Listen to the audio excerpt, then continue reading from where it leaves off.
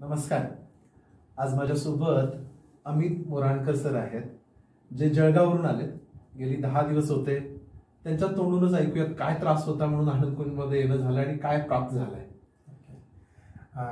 मी 10 दिवसापूर्वी, आज माझा 10वा दिवस आहे. इथं येण्याच्या आधी मी IT वरती सॉफ्टवेअर इंजिनियर आहे. तर इथे येण्याच्या आधी लॉकडाऊनमध्ये 4.5 वर्ष लॉकडाऊन होतं. तर त्या काळात घरात बसून काम असायचं, कामाची काही वेळा नव्हती. सकाळी काम चालू झाले की संध्याकाळपर्यंत लेट नाईट काम असायचं. तर त्यामुळे खाणं, काम करणं, बसणं यावरच होतं फोकस. तर त्यामुळे माझं थोडंसं वेट गेन झालं. त्याच्यामुळे माझा मनातला जो नर्वसनेस म्हणतो आपण, तो माझा वाढला होता. त्याने माझी धडधड वाढली शरीरातली. आणि त्यानंतर मग पाल्पिटेशन व्हायचं, BP वाढायचा. 2 वेळेस असं झालं, माझा BP शूट झाला.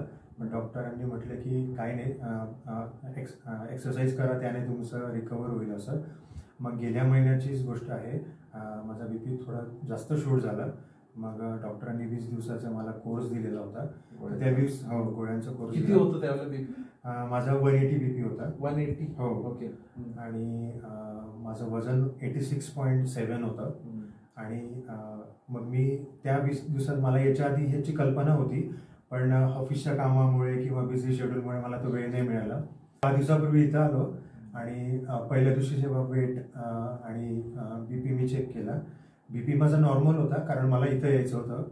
आणि वेट चेक केला तेव्हा माझा 87 अराउंड होता.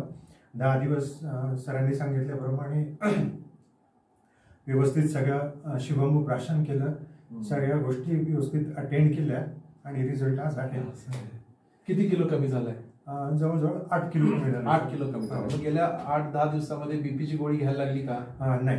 आणि किती राहिले BP? माझा आज 11वा दिवस आहे, मी BPची गोळी नाही घेतली. आणि आता रिसेंटली 1 तासापूर्वी मी BP चेक केलाय. माझा 119 आणि 84 आहे. हे स्ट्रेसमुळेच होतं. हे स्ट्रेसमुळे होतं. स्ट्रेस गेल्यानंतर. आणि डॉक्टर, तुमच्या माहितीसाठी सांगतो, याआधी बऱ्याच टेस्ट मी केल्या आहेत. मी इनिशियल लेवल कोणती असते, एन्जिओग्राफी असते, मी ती सुद्धा केलेली आहे. 0 रिझल्ट माझ्याकडे.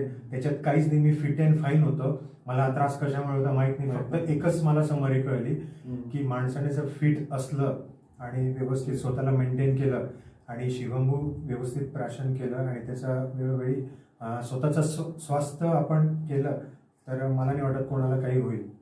मी आधी फिट होताना, आज तर जबरदस्त आहे. आणि फिट राहण्याचा मंत्र मला इथून मिळाला. 10 दिवसामध्ये म्हणजे 7 किलो वजन कमी झालंय, ब्लड प्रेशर नॉर्मल झालंय.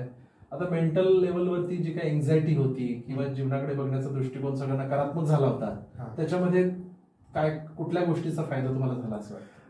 मला त्याच्यात बऱ्याच गोष्टीचा फायदा झाला. तर पहिले तर एनर्जी, जी ऊर्जा म्हणतो आपण शरीरातली, ती माझी गेन झाली आहे प्रचंड.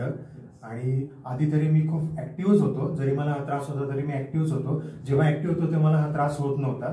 जेव्हा मी काही वेळाकरता जर इनऍक्टिव्ह झालं तर तेव्हा मला हा त्रास होत होता. मी आधी पण ऍक्टिव्हच होतो. आणि माझं ते वर्किंग असो किंवा बाहेरच्या ऍक्टिव्हिटी असो, क्रिकेट, सायकलिंग, वॉकिंग, या सगळ्या माझ्या गोष्टी चालूच होत्या. आता डबलने ती एनर्जी माझ्यात आली आणि डेफिनेटली मी ते पालन करून त्याच्यावर परत मात करणार. इथले सत्संग ऐकून काय फरक पडतो? सत्संग ऑसम होते. मी तर म्हणेन सत्संगपेक्षा, ज्या प्राणायाम आणि सत्संगपेक्षा जे डॉक्टरांनी जे काही सेशन अटेंड सांगितलेत आम्हाला, जे कंडक्ट केले आणि जे आम्ही ऐकलेत, त्याच्यातून जे काही छोटे छोटे मूलमंत्र आहेत, त्यांनी जे एक्झाम्पल देऊन सांगितले, खरंच भारी आहेत. खरंच भारी आहेत. म्हणजे एखादी आपण मनात एखादी गोष्ट आपण मनात ठेवतो, ती का मनात ठेवायची, त्याचा काही रिझल्टच नाहीये, तर ती मनात का ठेवायची, ह्या गोष्टी आज कळल्यात. आता ते मनात सगळं काढून सगळं रिलीज. आधी नव्हते डॉक्टर, आता तर मुळीच नाहीये. जे शरीर शुद्ध झालंय, शरीर शुद्ध झालंय, आता व्यवस्थित झालंय. येस येस, फुल.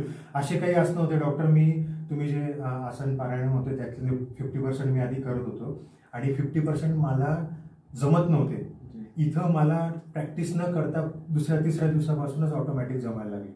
का, तर त्याच्या मागे समरी अशी आहे की माझा वेट लॉस झाला आणि जी अंगातली ऊर्जा आहे ती मला मिळाली. आता जीवनाकडे बघायचा दृष्टिकोन बदललाय, एकदम पॉझिटिव्ह. पर्पज ऑफ लाईफ समजलाय. हो, समजलं. त्यामुळे आता कुठेही नैराश्यामध्ये कधी जाणार नाही. पूर्णपणे सकारात्मक. Yes, obviously. येस. सर तो thank you so much Nitin sir तुम्हाला, आणि ज्या पद्धतीने तुम्ही मदत केली आणि गायडन्स केलं, थँक्यू सो मच. तुमच्या जीवनामध्ये असं श्वास संपन्नता राहू दे हीच प्रार्थना. Yes thank you.